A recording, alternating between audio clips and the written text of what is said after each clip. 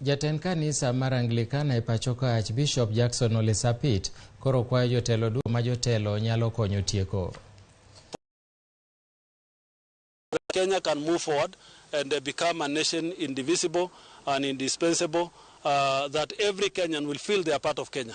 So my call to those who are in leadership, the current government, is to embrace every part of Kenya as a critical component of this country, in the whole area of development, in the whole area of paying attention to infrastructure development and other development.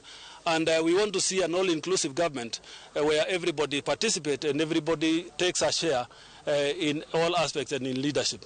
As matters regarding the IBC and matters regarding the commissioners, our call has been always to bring mediation to the table. And we have tried our level best to bring the commissioners all together so that they are all accompanying each other as an entity. But when processes are taken to other levels, such as the discussions now in Parliament, or whether tribunals are being formed, all what we are asking is the truth to be established so that nobody should be vilified falsely with falsehood.